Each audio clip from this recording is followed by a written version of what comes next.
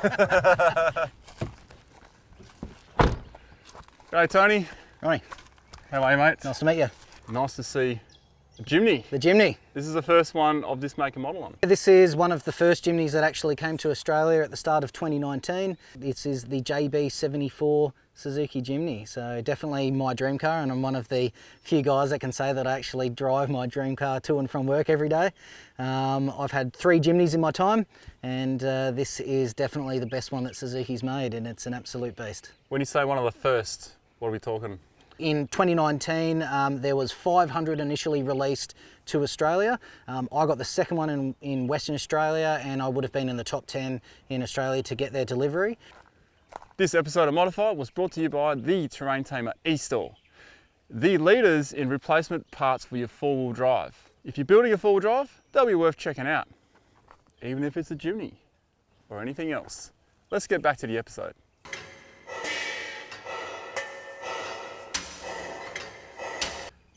As always, we're starting with the exterior of the vehicle.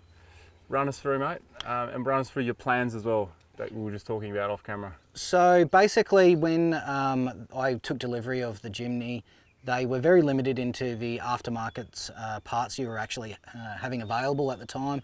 So ARB was one of the first to bring out a bull bar, which was pretty good because it's actually not a bad bar for the Jimny. Given how small it is on the front, it protects the front really well. They aren't too heavy in the grand scheme of things, and it really does provide me a nice solid platform for future stuff, which is going to be a winch underneath the front grille here. What size winch would you put on a Jimny? So the good thing about a Jimny being nice and light, I'm not going to be winching anyone else that's any bigger than I am, so I can probably only be winching other Jimnys or myself out. So I can actually get away with a 5,500 pound winch, which is essentially like an ATV winch. And it's nice and light and not a huge drain on the battery as well. That's a good idea. I suppose with putting a heavy winch or a bigger winch in this vehicle is probably no point, because if you're pulling a bigger car, you're just going to pull yourself towards it, right? You're not going to pull them out. That is correct, yeah. And second of all, it's a hell of a lot of weight to stick on the front of a nice little car like this. Yeah. For underbody protection, I've got the custom off-road stainless steel bash plate. These are an Australian-made guys over in Queensland, so really nice piece of kit, and it's protected my underside really well. Up the top here, I've got a couple of steel light protectors here. They're just like a cage that goes over the top of the light. It just enables any kind of major impacts that could potentially break the glass on the front of my headlights there to be deflected. Sure. Is this the original grille as well? This is the original grille, yeah. There are a few different ones that you can get out there. Like I was saying before, the aftermarket parts market now has actually gone through the roof, and you can even get ones that try and make them look like little Defenders and all kinds of weird things that are out there. You've definitely added a few of your own personal touches. Bonnet deflected, I painted that one matte black. Just a quick lick of paint, kind of matched in with the other kind of accents that I got on the car. On the all four corners, I've got just a bit of a brush guard that I picked up off eBay. These are just there, so I've got a tiny little bit of protection there, but also aesthetically, it's just a bit of a customization to my own vehicle. The blacked out indicators on the side there, once again, an eBay job, but they are a pretty cool little dynamic light there, so it kind of gives a slightly different accent to that one as well. To conclude the exterior, is this the biggest tyre you can fit on the back? So when it comes down to tyre size, I've got a 235 by 75 here, and it's about as big as I want to be putting on the back. There is going to be a issue with weight that you're hanging off that back door, and I don't really want to bust the hinges out when you're opening up the car door. Sure. But it's about as big as I want to go, and for the kind of full driving that I do, this isn't too bad. Does this give you extra space for carrying gear, or is this purely a rubbish bag? Because you are limited to space here, right? Obviously, space is a huge premium when it comes to Jimnys. The rubbish bag itself, the main part, I'm obviously going to be using for rubbish because I don't want to be carrying that inside the car. But on the sides, the extra pockets with the cargo bag give me some spots for, I've got my snatch strap that I hang out one side, and a couple of bow shackles and everything that I've put in the other end. Sure. But it also makes it nice and easily accessible when I'm outside and when I really do need to use it. The good thing about the Jimny is it's nice and light, so that's a really good recovery point at the back. Do you tow with the Jimny? I do tow, so I have a 14-foot Stacer Tinny that I like to take on my adventures, and she tows it no problems at all. The towing capacity of the Jimny is about 1,300 kilos, which is still not too bad. Unbraked, you're looking at just under 400 kilos. So you want to kind of keep whatever you're doing unbrake nice and light, and luckily the tinny and the trailer comes in just under that for me. But anything bigger than that, so the guys that are doing like the mini camper trailers and things like that, they're going to have a braked system, but they've still got 1,300 kilos to work with. That's, I suppose it's pretty... It's not too bad. Look, it is small. It's pretty big for the size of the car. For the size of the car, it's not too bad at all, yeah. I question the need for the ladder. Well, for someone like yourself, a little bit taller, it's not too bad, but one of the main reasons why I threw the ladder on, I'm a slightly shorter kind of guy, but it does make it quite easy for me to jump up and reach the middle of the roof rack system. So if I'm throwing my swag and whatnot, which is usually what sits up on top of the roof, I can get up there and make sure it's all nice and secure, and it's a really easy spot for me to jump up and down without breaking my neck. The ladder's going to take us to the roof. And let's also point out, you don't have side steps, so I'll retract what I said about the use of the ladder. No side steps to stand on, so... Not yet. That's definitely coming soon. Oh, you are going to add them? Yeah, so I'll put rock sliders and side steps on at some point.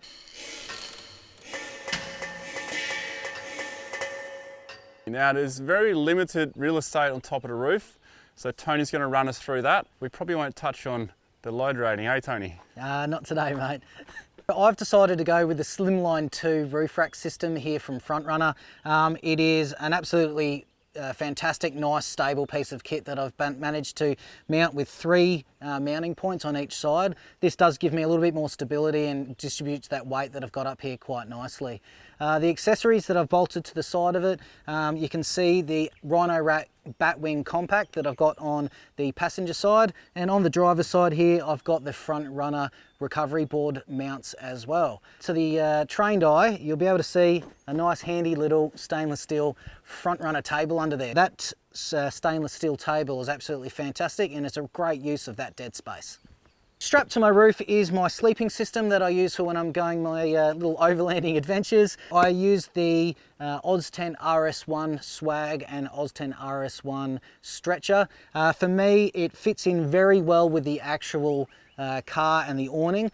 The Oz 10 RS1's got a nice little awning on its own, and it's actually the perfect size that I'm able to clip it straight up to the side of the Rhino Rack awning. So it essentially makes kind of like a little annex off the awning itself and gives me a nice little base camp that I can run everything underneath. With the stretcher, it brings myself just up off the ground there. It's a lot easier to keep your swag cleaner, and it's easier to get in and out of, especially when you've got a dodgy back like mine.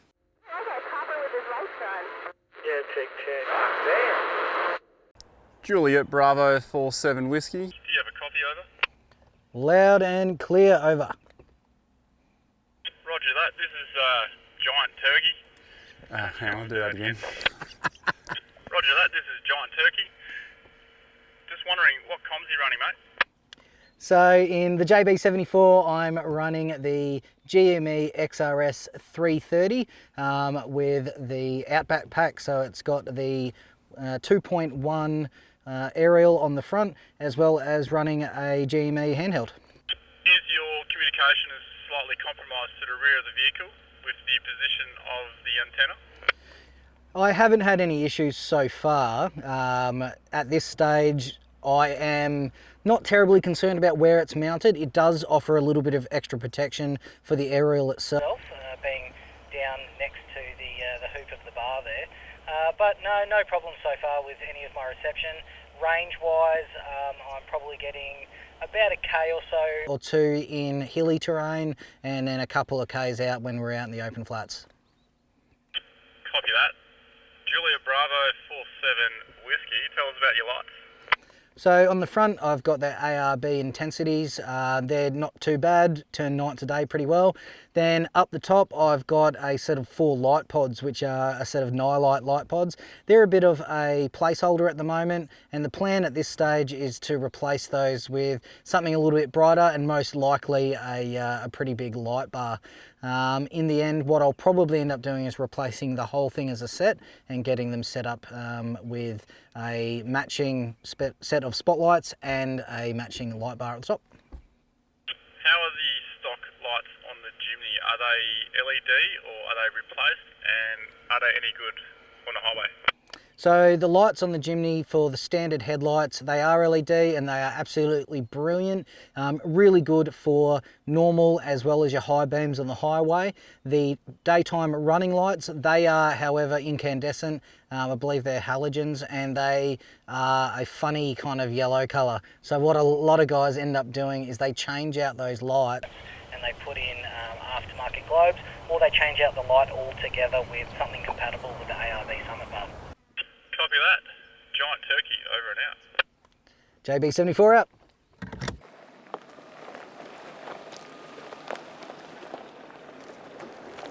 Tyres and lifts. We're going to find out what you can do to a Jimny.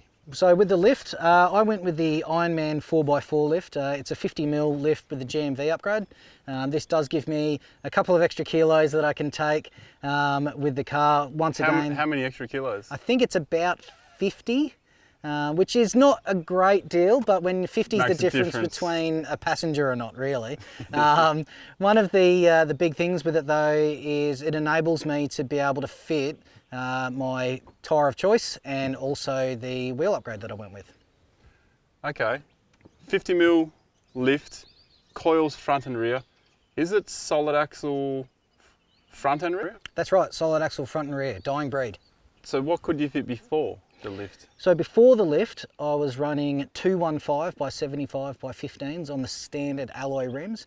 Now, they are a really good choice, especially for things like fuel consumption and all those kinds of things, but it's not quite as chunky as I wanted to go. Whereas now I'm able to run the 235 by 75 by 15s, but with that, I've had to upgrade to a 15 by 7 steel rim, just to make them actually manufacturer's specifications legal. Sure. On the bigger tyre, yeah. Fuel economy. How much has it impacted your fuel economy with the bigger tyres and all the weights compared to stock? So if you run a completely unloaded stock Jimny, you're looking at somewhere around 5 to 5.5 litres to the 100 Ks. When I've put the bigger tyres on with the heavier wheels and fully loaded, I'm moving now up to just over 9. So it's still not terrible, but it is a fair bit considering it's a 1.5 litre engine. Where I really start losing fuel economy is when I'm going uphill. So little car, little engine that could, nice and loaded up, so I'm down gearing a fair bit. I think about one of the only things I'd love to see on a Jimny would be a 6th highway gear, being able to sit on that higher rev, so the higher speed, but just a little bit lower on the revs. Sure, yeah. Sure. Well, yeah, I can relate to that with a different car. Do you mind sharing all your tyre pressures with our audience? Because I think they would be really interested to know, because this vehicle is such a different size, different weights, a lot of different factors with it. So let's talk highway, beach and bush. Loaded up on the highway, I sit at 32 PSI, and when I head out to the beach, depending on how loaded up I am, I'll range between about 12 and 15. If I'm just doing bush tracks and whatnot, and I'm just trying to reduce the amount of shock from corrugations and everything, I'll probably take it down to somewhere between 18 and 20.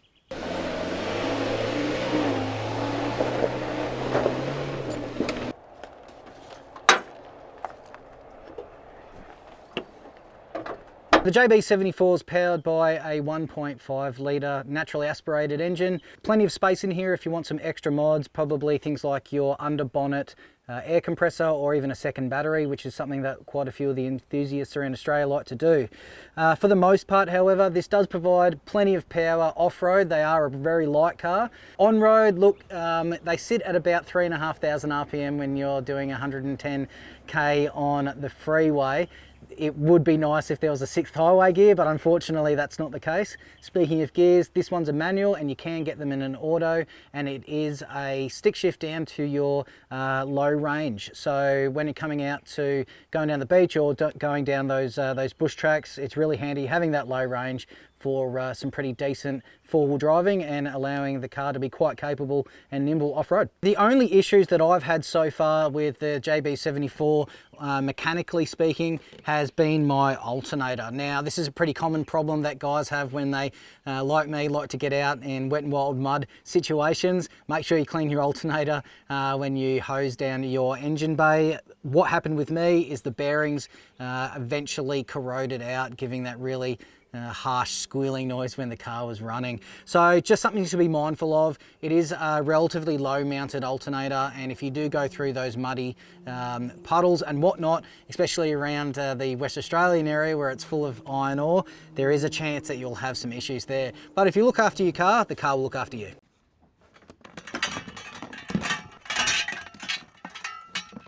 All right, ladies and gents, we're going to get stuck into the limited space and see how Tony uses it. I reckon this would be really interesting. Even if you don't own a Jimny, you could own a short wheelbase Jeep. I think we're going to get some good ideas here. Now, I haven't even had a look through this myself, but from what I can see here, I think we're going to be surprised at how many clowns we can pull out of the car. Yeah, if you know what I mean. So Tony, take it away, mate. All right, guys, so when it comes down to the JB74, space is an absolute premium. Now, anyone that's into the micro overlander type game and into basically using compact four-wheel drives will appreciate how much you can actually fit as long as you've got a little bit of nous about you and setting it up. So first off, the camp chair. Now, it's just a normal camp chair. You don't have to sacrifice completely on everything. There are a couple of compromises you do have to make. Now, on the driver's side, I've got the Austrail 45 litre fridge. Now, this has an LG compressor in it. It runs pretty well, gives me a couple of days off the one battery charge, and this enables me to take out some pretty good food and as well as the all-important beers when I go out on my adventures. And another cool little feature I've managed to be able to put in is just the old paper roll holder. Now, it might not seem like a big deal, but it is all about convenience with that one, and it makes life a hell of a lot easier when you're trying to clean up your campsite. Can I just ask you a question? Why is there no table there? The actual door itself does come out and it's on a slight angle. Quite a few people have managed to build a bit of a do-it-yourself little table that they flip down on their tailgate door.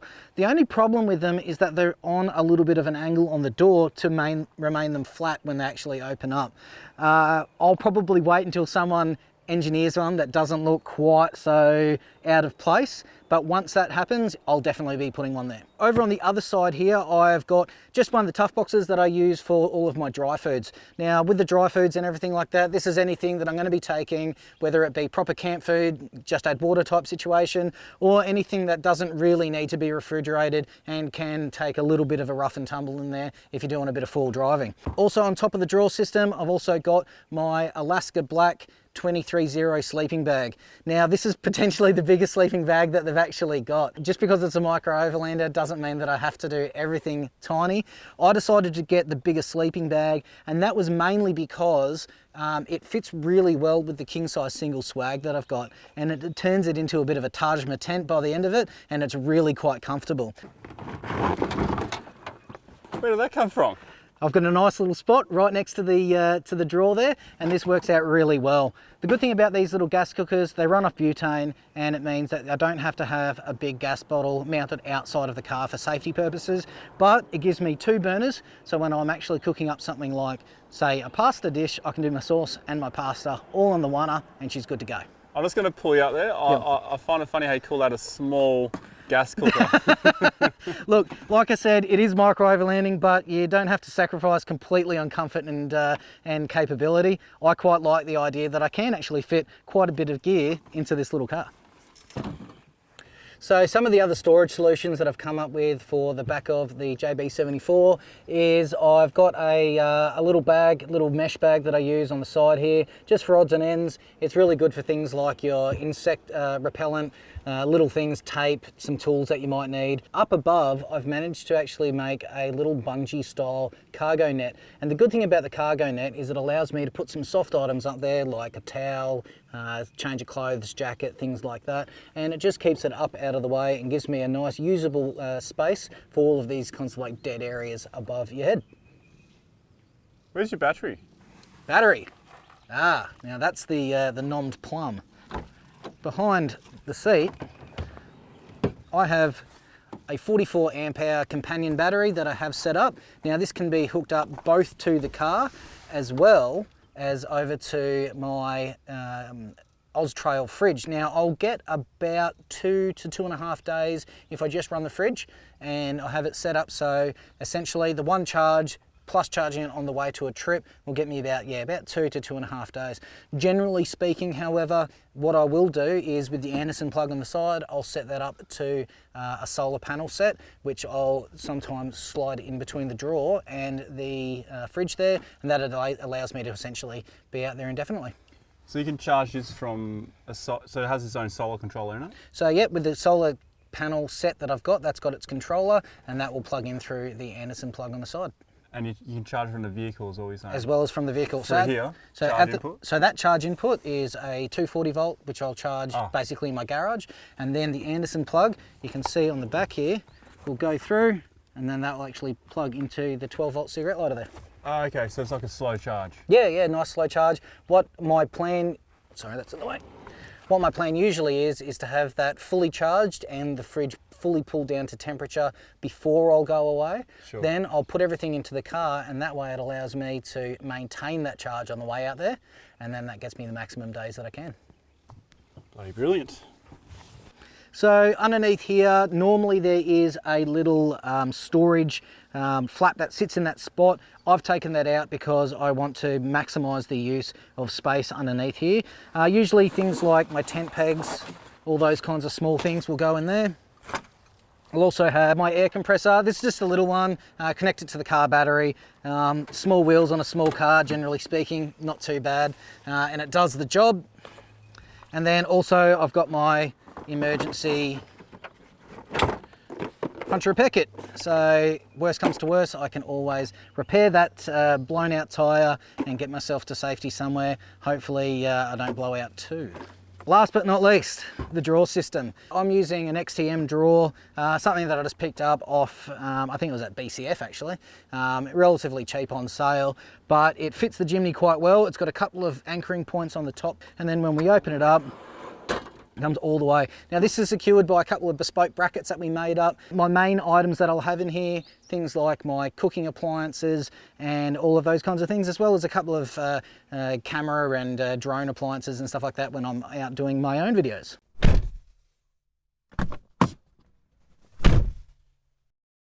Welcome to the interior of the Jimny. Now before we get to all the stuff that's in here, this seats I'm finding actually quite comfortable. We're sitting here for a while. This is our third take, by the way. We're a bit flat. We need some lunch. But this seat is actually very comfortable. I'm surprised that I still have adequate space because this seat isn't all the way back. It can probably go another couple of 100 mil back. Yep. Because of the battery system behind me. So I reckon this works pretty good.